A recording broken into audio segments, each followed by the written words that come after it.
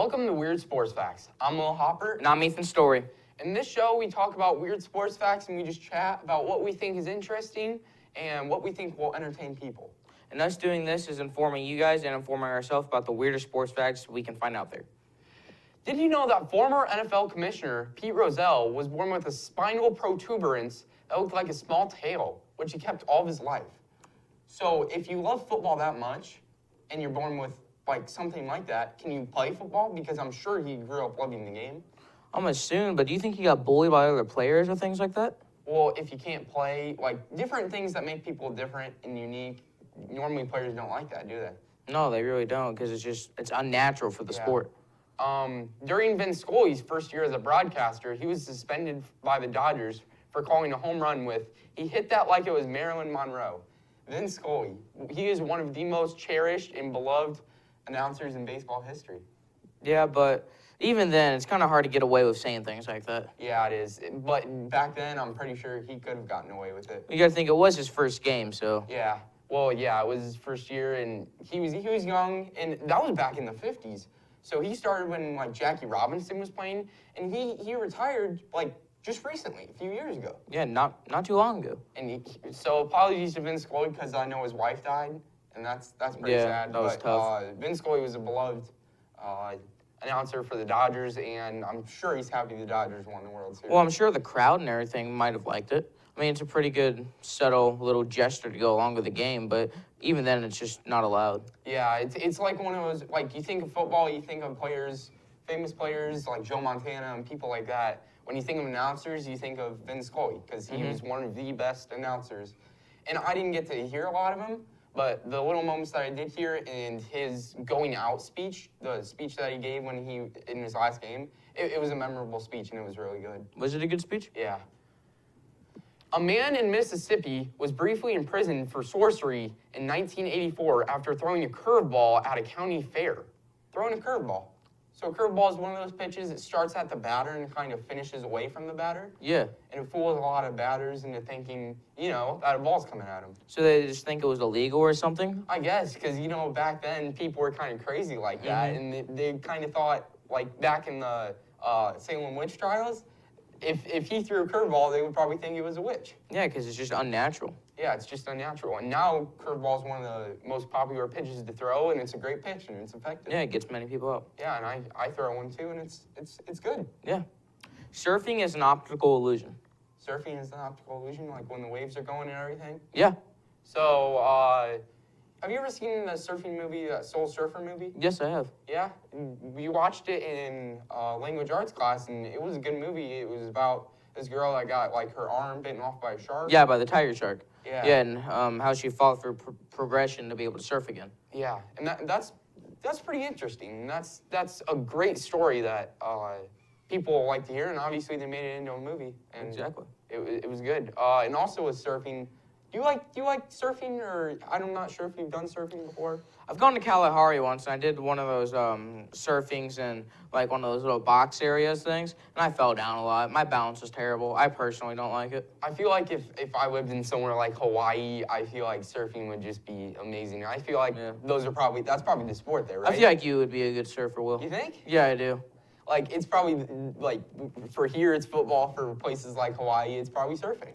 Yeah, they probably think that football might be stupid for them or something like that. And I've never seen surfing in real life, but I would sure love to see it, because just something like that. It's pretty interesting. Sports are different. I've never seen a full lacrosse game. I've seen stuff like it, but different sports like that are just kind of cool to watch every so often. Each sport has their own little thing to entertain me. I watch lacrosse, for instance. I don't watch lacrosse for certain bits and pieces. I'll watch lacrosse for the hits and things like that. Yeah, and you also, when little things in those sports happen, it's just so interesting to you because you never see it, even though to those guys it might be common. Yeah, because they're not natural to the normal sport that you watch. Throwing a touchdown pass in the NFL, someone overseas might be like, whoa, that's kind of cool. Exactly. And for us, it's just a normal thing. During a 2-week hamstring injury in 1948, the Dodgers secretly replaced Jackie Robinson in the lineup with a white man in a black face named Herschel Morowitz. Is that illegal? That might be illegal. I feel like no way today they can get away with that. No. But Jackie Robinson, he's one of the most obviously famous baseball players. His number is retired across the league, so nobody can wear 42 unless they pay a ton of money to wear it. And have you seen the movie 42? No, but I've been meaning to recently. You told me about it the other day. Yeah. And it's on one of my bucket lists to watch. Yeah, it really gives a great depiction of what Jackie Robinson went through and like the hardship of becoming the first non-white American baseball player. Yeah, because I'm sure he went through a lot of hardships, things like that. Was treated differently. Not a lot of people respected him. Mm-hmm. Yeah, a lot of people today respect him, and even people today, it's their favorite player, even though they never saw him. Just what he stood for. Like people today, they're speaking out about everything, and what Jackie Robinson stood for, it's pretty inspiring, and it's just so cool to see what he did in his life, and now he's in the Hall of Fame, and he's one of the great legends of the game. Yeah, and now he's in everybody's memory. Yeah. The Pittsburgh Pirates almost built a new stadium in the middle of a river. In the middle of a river. In the middle of a river. How does that work? They just didn't think about it. They're like, oh, we're going to build a stadium, and when they come across of it, it's going to be in the middle of the river. The dimensions and everything was so big, it was going to be in the middle of a river. So, you're playing a baseball game, and you're going to first, and then there's a river right there, and you got to hop over Yep. or go through it. That would be kind of cool. Or would it have been built? It probably would have been built on top of the river, Yeah. wouldn't it? The diamonds might have been like leaf pads or something like that when you're trying to run across. And then you hit a home run out of the stadium that goes into the water. And Yeah. people chase after it. That happens in the Yeah, that would be a safety hazard. Well, it is. Because It already is a safety hazard. Safety hazard. But people like building a new stadium. What if people did that with a football stadium? And how do people get into those games? A boat? It would have to be a boat. They just go across and kind of you to get let into the stadium. You know what? The more I think about it, the more I actually like it. It would be interesting. It would be interesting. It would be a really neat concept. But now the Pittsburgh Pirates Stadium is just like across from a river. Yeah, It's close to a river. You hit a home run, it bounces into the river, which is pretty Yeah. cool. Until 1936, the jump ball took place at center court after every single made basket in a basketball game. So the jump balls they do at the beginning of the game? Yeah, How long does that make a game? that'll make a long game. So that's like you do a coin toss after every touchdown. Yeah. You got to think how many baskets you make in a game. Well, back then they were kind of holding on to the ball a lot because there wasn't a shot clock, but now they have a shot clock, and now Which there's means a they lot. have to get the ball Yeah. out. So you could be like 50, you could do 50 layups in a game, and that's 50 jump balls Yeah. you'd have to do. That'd just be outrageous. Yeah, you could win 100-0. Like all you have to do is have the tallest guy Yeah. on center court taking the jump ball. It's just weird stuff like that. That it's like I wish I could have seen that because it would have been interesting. Like you said, the coin flip or at the beginning of the baseball games, the managers meet. It'd be like that after every single out, and it's like. Do you think if they did that in modern era today, people would be drawn away from the sport? Absolutely, because people are talking about the game takes so much longer now, and that's what's drawing people away from baseball because it takes long and it's boring. There's not a lot of action. So if you put that into baseball, nobody's watching baseball. Even with football, nobody's going to watch it because it's just long and outgoing. Yeah, so you would have probably thought that they were smarter than that. But eventually we got to where we are today, and that's pretty cool. The Philadelphia Eagles and the Pittsburgh Steelers once combined a team called the Steagles. The Steagles? The Steagles. Wow. So back in the 40s? Yeah, something like that. 40s or 50s. When they were in a major war and they had a player shortage because players back then, they weren't getting paid. No, nearly as much as they're getting paid now. Peanuts. Yeah, basically. And so you just want to fight for your country. Like one of the most famous baseball players ever, his name's Ted Williams, and he left the game in his prime for a few years to go fight in one of the major wars. And he's still one of the greats, but you just wonder what he could have done with those few years he had of his prime. And I'm sure that happens the same way in football. Players leave and they come back, and if that player would have stayed a little bit longer, you wonder what he might be able to accomplish. Yeah, and your family, if they have a military history and they want you to fight in the war, it's like how can you refuse it? Exactly, because it's just family heritage. Like they expect you to take that charge and go. Yeah, and I don't know. I like the dedication that people put in. Luckily today we have a strong military that can do that Indeed. for them. But back then, I really respect that for the players. In football, a 15-yard forward pass used to result in a 15-yard penalty. That is incredible. Yeah. So an incomplete pass, 15 yards, 15-yard penalty. That goes back to the basketball one. The game would just be so long and drawn out because you would just be marching the ball down the field no matter what. Yeah, and you call flag every play. Like, Mm-hmm. So then at that point, you just run the ball, right? Yeah, exactly, because you don't want to take the chance of losing 15 yards. Which would kind of make the game slower, and you wouldn't get as much of those high action plays that people like to see today. Indeed. So we'll be right back after a commercial break.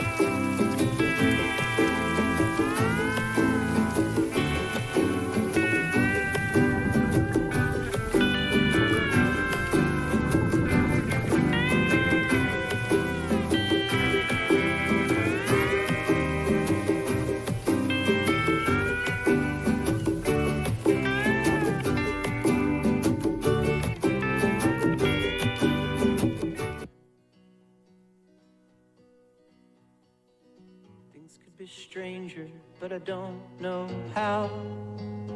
I'm going through changes now. Could spend a lifetime trying to figure it out. I'm going through changes now that have just begun under a purple sun. There's many reasons we are what we've become. I'm going through changes now.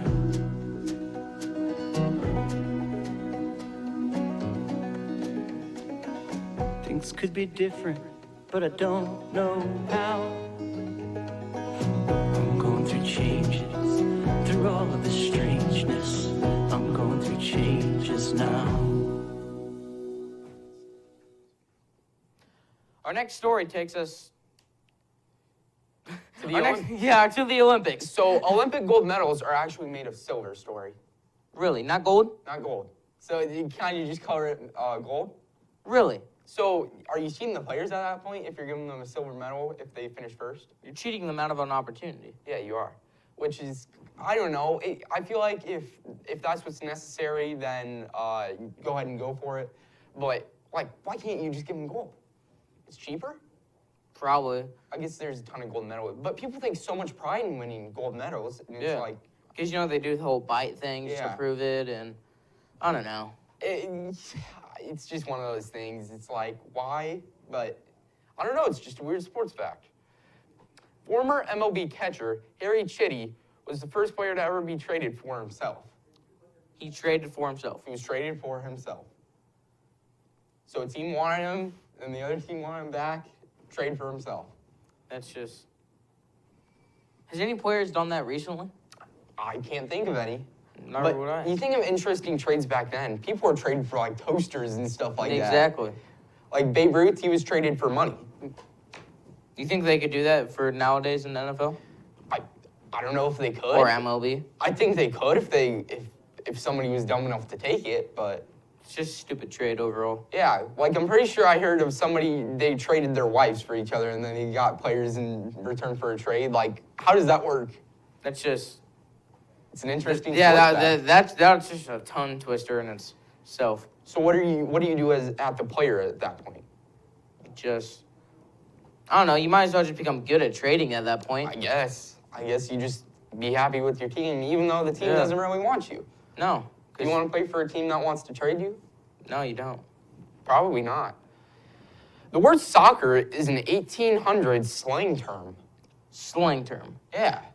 So they obviously started soccer not in America. They took it across and made it here, and it's a slang term. I wonder if we use it as a slang term and they didn't.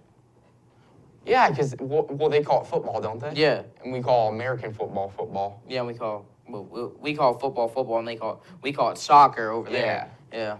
So when they're playing soccer, there's a slang term for everything. Almost everything. I'm sure other countries have different names for other sports that we don't call them. There's never been a documented perfect March Madness bracket. So you know those brackets you fill out in March when basketball is going on, college basketball, and there's that big 64-team tournament? Yep. Have you ever filled out one of those? I think I filled maybe 1 or 2 of them out. Gotcha. Did you good on it? No, I did not. No? I did absolutely terrible. I fill them out every year, and I always do terrible. Because those things are so hard to predict. So think about your odds there. This isn't the exact odds, but like you got to win all 32 of the first games, which is like a 1 in 32 chance of doing that. And then you got to win the next 16 games, 1 in 16 chance of doing that. And then you got to do the next 8, and then the next 4 going on all the way to the championship. And then what happens if you pick the championship teams and then your team loses? That'd be sad. That would be sad. That would be terrible. So have you filled out a bracket for, let's say, the NFL this year? Yeah, I did preseason. I did before. Preseason I did? Yeah, before any of the games started. I was right on a couple of them, but a lot of opening games were tough. Who's your Super Bowl pick? I got Browns-Rams for my Super Bowl. Rams? Yeah. Still could happen. Yeah. Kind of interesting to see what can happen this weekend in football, and let's hope it's entertaining. Yeah. Bowling was such a popular sport during the 1960s to 1970s, top-earning pros made twice as much money as NFL stars and other athletes. Today, even the best bowlers usually have second jobs. Twice as much. Twice as much. How much does an average NFL player make, Will? Well, a lot of money. That's all I know. Millions. Yeah. Millions. And you're talking twice as that. Twice as much. Obviously, they didn't make as much back then, but it's still... average Still enough to fill your pockets. Oh, yeah. Make you wealthy for quite some time. You think that's why bowling has died? Because people can't make a... Like, do you see bowling as a sport or a hobby? Just you. A hobby. Personally, I see it as a hobby. I see it as a hobby, too. Not a sport. But there's professional bowling on, like, ESPN. Have you ever watched professional bowling? Yes, it's quite boring, personally. Quite boring. I like to see the different guys spin the ball. Yeah, like, I like the trick shot ones, or like when yeah. they do something like remarkable that you wouldn't think they could do, but they pull it off. And you wonder how the NFL got so popular. How did it happen? It's hitting, more likely. The hard hits draw the audience in. And like with bowling, nothing really draws you into bowling. You're kind of just, I don't know, you're just rolling the ball. And you always know what could happen. You always know it's either going to be like you're either going to get 10 pins or 1 or even 4. Something like that. There's many different techniques when it comes to bowling, but a lot of them are just the same. And football is like there's so many different aspects of the game. You got to be perfect. And I also think there's so many popular players that are so flashy today that definitely draws people in, because you look at people like, let's say, Lamar Jackson or Tua Tagovailoa. They're all over the place and they're making great plays and giving fans what they want. Exactly. And I don't know.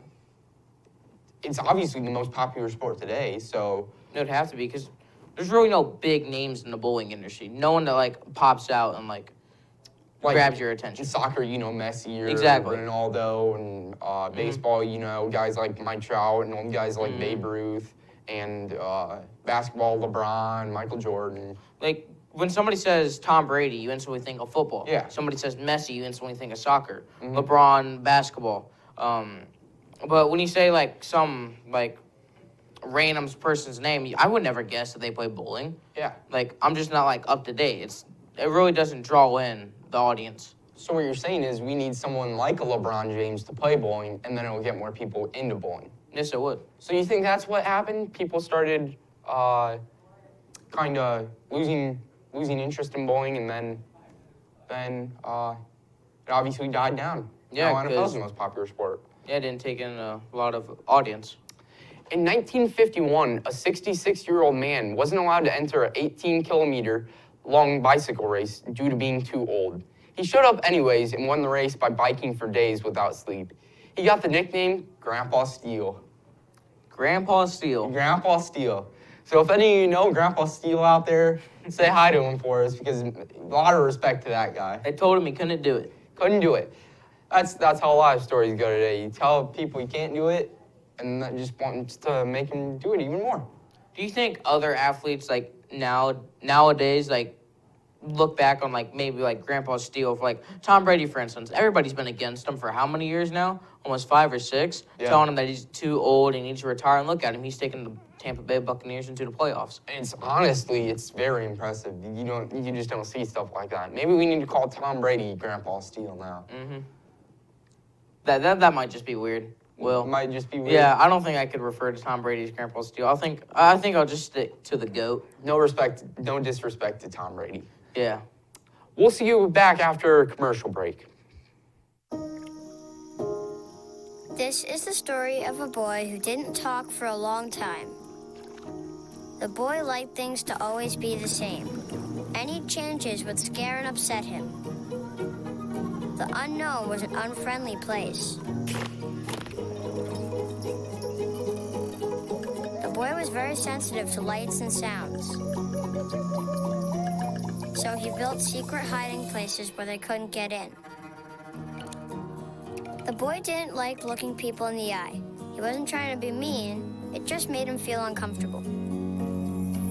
Sometimes he would flap his arms again and again. One day, I found out I have something called autism. My family got me help. Slowly, I found my voice and learned all the ways I could live with it better. Early intervention can make a lifetime of difference. Learn the signs at autismspeaks.org.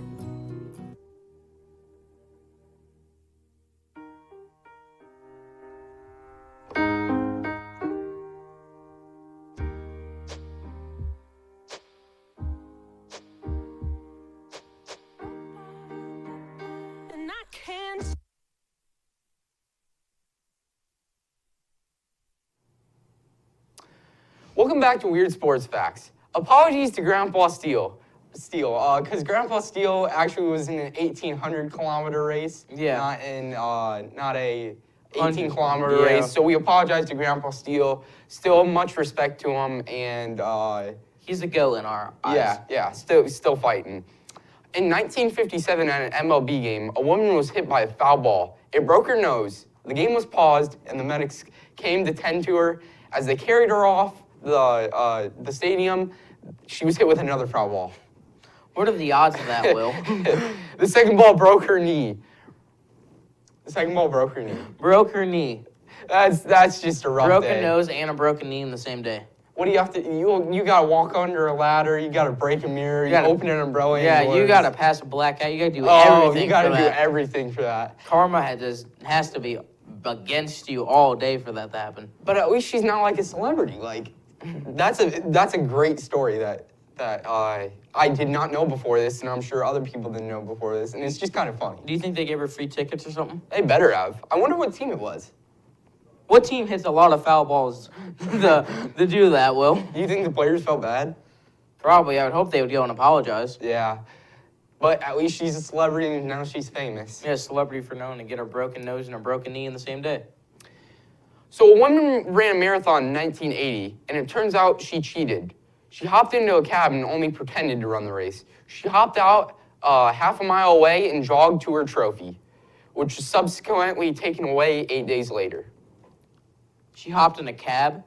Yeah. Midway through the race when nobody could see her. Yeah.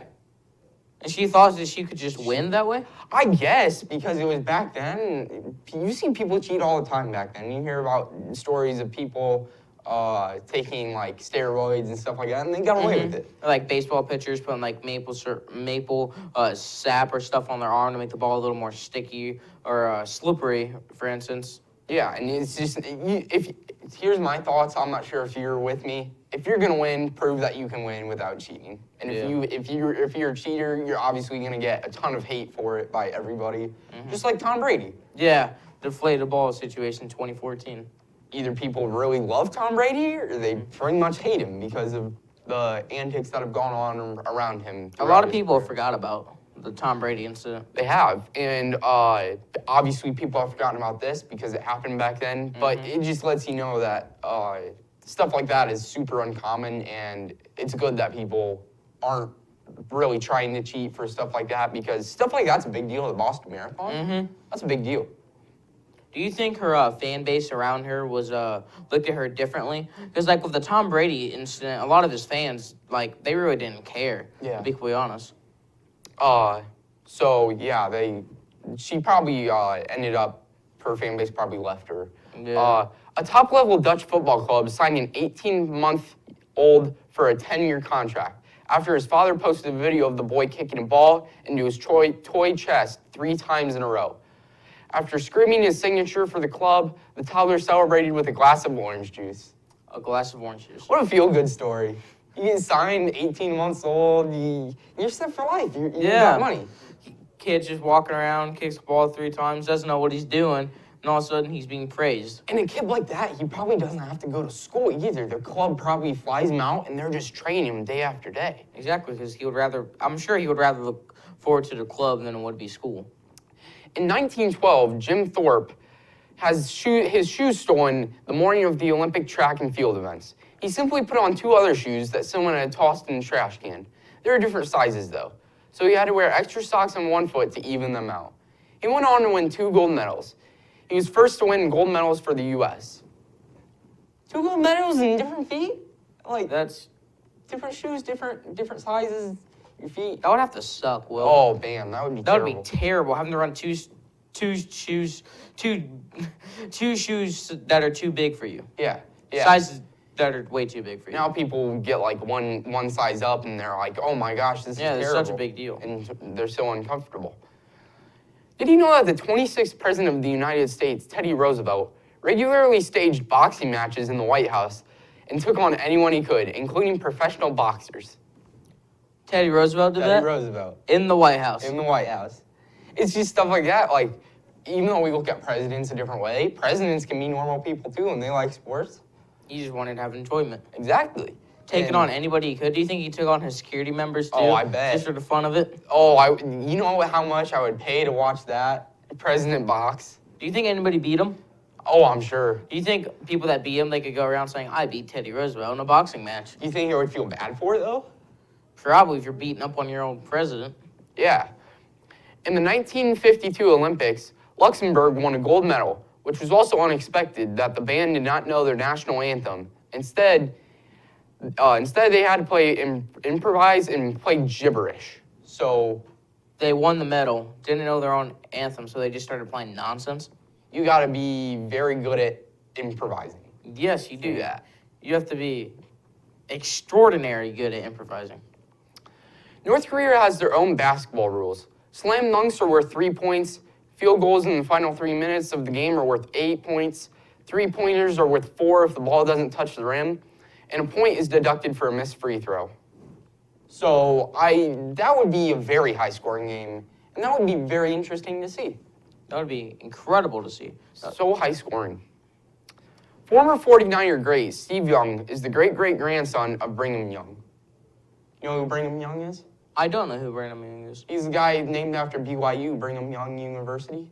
Oh, really? So Steve Young, you've heard of Steve Young, right? Yes, I have. For the 49ers? Mm-hmm. Yeah, so that's interesting to see. Former Bull Scottie Pippen blew through $120 million. Like going back, we kind of talked about last time, players in the NBA blowing through so much money. Yeah, how and they going broke. Yeah, how Shaq blew over 100, his first paycheck at Walmart within like 15 minutes just being there. Yeah. Basketball legend Wilt Chamberlain never fouled out of a game. So you're in a basketball game, you're getting fouls. A lot of people foul out now, but apparently he never fouled out. No, which is very surprising for the day and age. Yeah. Because there's a lot of bumping and rubbing going on. I'm Will Haupert. And I'm Ethan Storey. Remember, knowledge is power. Weird or not. We'll see you next time on WSF. Weird Sports Facts.